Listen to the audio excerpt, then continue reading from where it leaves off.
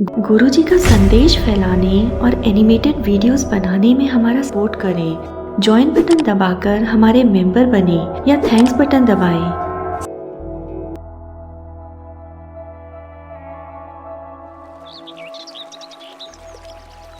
अपनी यात्रा के दौरान श्री गुरु नानक देव जी और उनके शिष्य भाई बाला और भाई मर्दाना एक समुद्र तट पर पहुँचे। वहाँ से उन्हें एक टापू दिखाई दिया जिसका नाम विशंभर था। उस टापू पर एक साधु रहता था। गुरुजी ने अपने शिष्यों से कहा, चलो उस साधु के दर्शन कर लेते हैं। अभी थोड़ी ही दूर गए थे कि उनके सामने एक विशाल समुद्र आ गया। उन्होंने जहाँ जहाँ नजरें दौड़ाई वहाँ वहाँ उन्हें बस पानी ही दिखाई दिया। भाई मर्दाना बोले, गुरुजी, यह समुद्र तो बहुत बड़ा है। यहाँ तो पानी के सिवा कुछ और नहीं दिखाई दे रहा। हम इसे कैसे पार करेंगे? तभी वहाँ एक बड़ी सी मछली आ गई।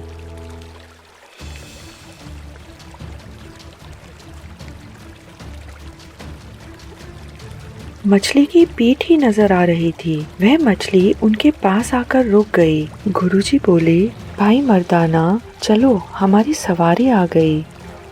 गुरुजी अपने शिष्यों के संग उस मछली की पीठ पर बैठ गए और मछली तैरने लगी।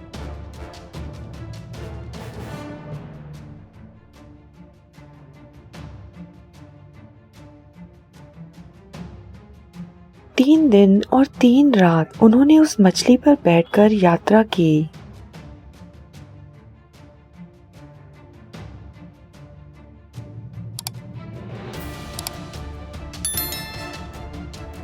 और 3 दिन बाद उस टापू पर पहुंच गए जहां वह साधु रहता था।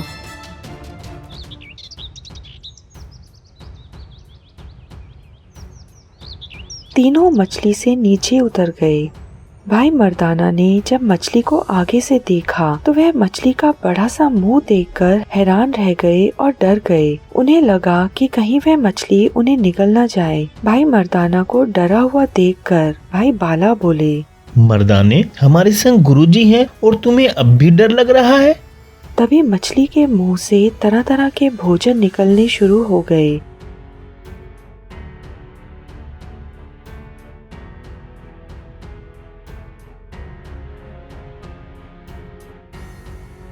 जिसे देखकर भाई मर्दाना के चेहरे पर मुस्कान आ गई। गुरुजी ने मछली से पूछा, तुम कौन हो? मछली ने कहा, मैं एक मच्छ हूँ। जब आप जनक थे, मैं आपका शिष्य था। एक दिन आपने मुझे कुछ काम करने को दिया, मगर मैंने वह काम करने से मना कर दिया। फिर आपने कहा कि जब भी तुम्हें कुछ काम करने को कहो तो तुम मछली की तरह तड़पते हो, और आपके इन्हीं वचनों के कारण मुझे यह मच्छ का जीवन मिला। गुरुजी मुस्कुराए और बोले, मच्छ, अब क्या कहते हो? मच्छ ने विनम्रता से उत्तर दिया, मैं तो आपकी ही राह देख रहा था कि आप कब इस रास्ते से गुजरेंगे। अब आप यहाँ आ गए तो मेरा जन्म सफल हो जाएगा। कृपया करके मुझे मुक्ति प्रदान कीजिए। ठीक है मच्छ, कल तुम्हें मुक्ति मिल जाएगी। तब तक आप मेरे पास ही रहें। मच्छ ने भाई मर्दाना की तरफ इशारा करके कहा, कुछ इसके दिल को भी ठंडक मिलेगी। गुरुजी हंसने लगे और भाई मर्दाना को अपनी गलती का एहसास हुआ। उन्हें लगा कि वह इतने दिनों से गुरुजी के संग रह रहे हैं, परंतु उन्हें अभी तक गुरुजी की दिव्यता का पता नहीं चला। उन्होंने गुरुजी से माफी मांगी। गुरुजी, मुझे माफ कर दीजिए। मैंने आपको समझने में भूल की। तुम मेरे साथ हो, तुम मेरे शिष्य हो। तुम जैसे हो मुझे वैसे ही कबूल हो। तुम तो मेरे दिल में बसे हो। अपने दिल में किसी प्रकार की कोई गिलानी मत रखो। अगले दिन मच्छ ने अपनी देह त्याग दी।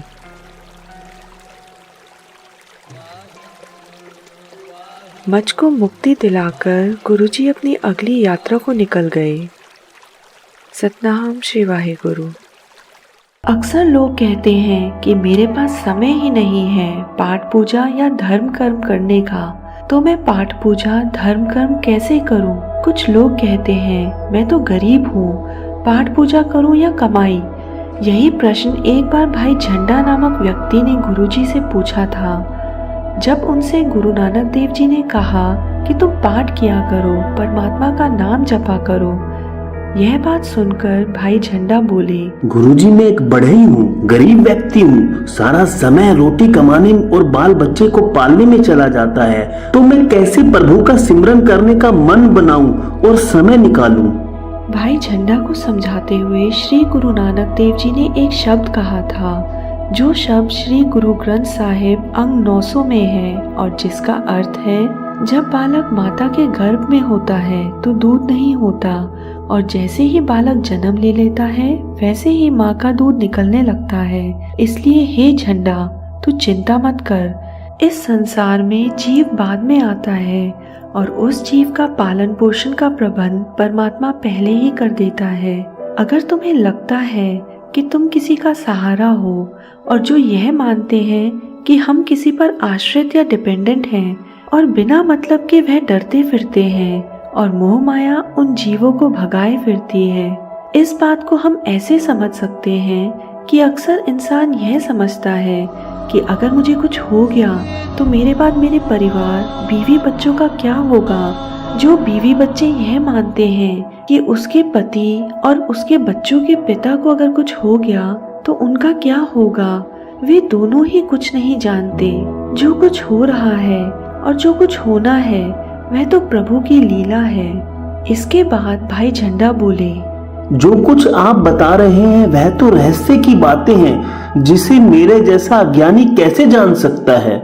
इसके पश्चात गुरुजी ने फिर भाई झंडा को समझाने के लिए एक शब्द कहा, जिसका अर्थ है, हे भाई, इस शरीर की आत्मा इस शरीर की मालिक है और इस शरीर में छिपी रहती है और देखने वाले को सिर्फ शरीर दिखाई देता है। परमात्मा जीव को पैदा कर अनेक करिश्मे करता रहता है, परंतु मोह माया जीव को ठगती रहती है। जीव कभी मोह माया के जाल में फंसा रहता है और उसका यह हाल इसलिए होता है क्योंकि वह परमात्मा का नाम नहीं जपता और वह सिर्फ मोह माया से चिपका रहता है।